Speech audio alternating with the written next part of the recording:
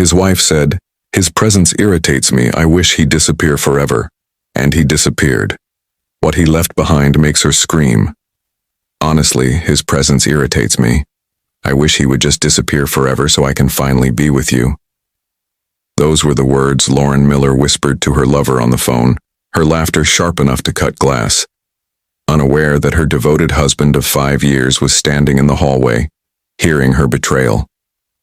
She had no idea that the poor construction worker she mocked in secret was about to grant her wish in the most devastating way possible.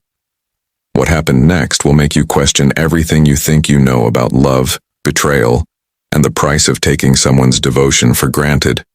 Viewers, what would you do if you overheard the person you sacrificed everything for wishing you out of existence? The sound of Lauren's laughter carried through the thin crack of the front door. Aaron's hand froze on the knob, his chest tightening beneath the weight of something he couldn't yet name.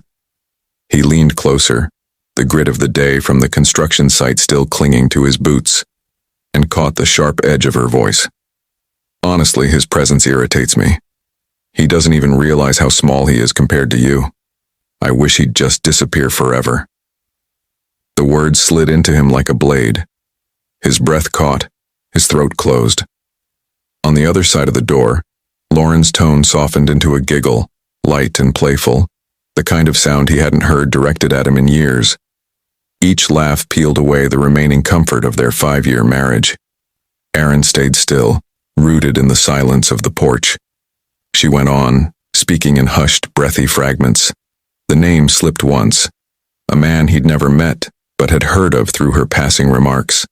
Wealthy, charming, the kind of man who sent flowers in glass vases and tickets to places Aaron's overtime wages could never buy. He closed his eyes and listened until the final click of the call ended. Only then did he turn the knob. The door creaked open. Lauren sat curled on the couch, legs tucked beneath her, phone face down at her side. She looked up quickly, her expression smooth, a faint smile tugging at her lips. "You're home early," she said. Aaron nodded, steadying his voice. "Job wrapped sooner than expected." He stepped inside, set his lunch pail on the counter, and hung his jacket by the door. His movements were slow, deliberate, practiced, each one a mask to cover the fracture widening inside him. The living room smelled faintly of her perfume, the expensive kind she claimed she bought on discount, but that he'd once seen displayed in glossy magazines. Her wine glass, still half full, sat on the coffee table beside an open magazine. She reached for it casually as though nothing had happened. Aaron lowered himself into his usual chair. His hands rested on his knees, calloused and raw from the day's labor. He looked at her briefly, just long enough to memorize the curve of her jaw, the ease with which she sipped, the absence of guilt in her eyes. The clock on the wall ticked steadily. He listened to it, each second hammering into him like nails driven into wood. He didn't speak of what he'd heard. He didn't ask. He didn't demand. Instead, he sat in silence, letting the bitterness settle deep where she couldn't see. Inside, though, something was shifting. The man she mocked as small was no longer wounded. He was calculating. Her words, meant as an insult, had become an instruction. She wanted him gone. And soon enough, she would learn what it truly meant to live without him. The next 3 days passed beneath a thin film of silence. Aaron moved through the house like a shadow, steady, polite, always where he was expected to be, never betraying the storm simmering behind his eyes. He kissed her cheek when she left for errands, brought in the mail, carried groceries in from the car. Lauren moved as if nothing had cracked the surface of their marriage, as if her words hadn't shattered the foundation he'd built with calloused hands and long hours. On the third night, she set a glass of wine beside her dinner plate and leaned back in her chair. Her tone carried the careful weight of a practiced announcement. "I've been thinking," she said, stirring her pasta with a slow, distracted motion. "I need a break. Time for myself. A solo vacation. Just a few weeks to rediscover myself." Aaron lifted his fork, twirled it, and tasted the food.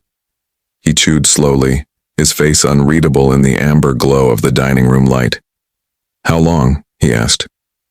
3 weeks, she said quickly, almost eagerly. I found this retreat package. Beautiful beaches, quiet mornings, time to figure out what I want. The fork rested against the rim of his plate. He swallowed, wiped his mouth with a napkin and nodded once. If that's what you want. Her eyes searched his face, waiting for resistance. None came. His acceptance loosened something in her shoulders. She took a sip of wine, her lips curling at the edges. I knew you'd understand, she said, almost to herself.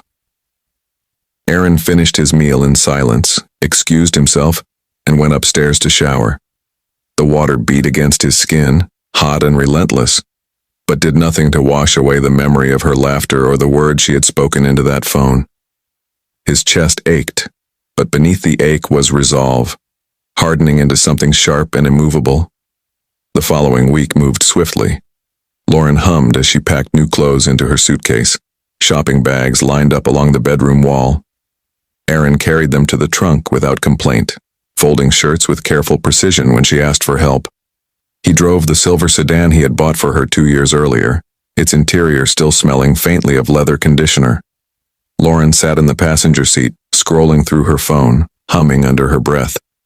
New luggage lay stacked in the back seat, tags already printed with her name. The interstate unfolded.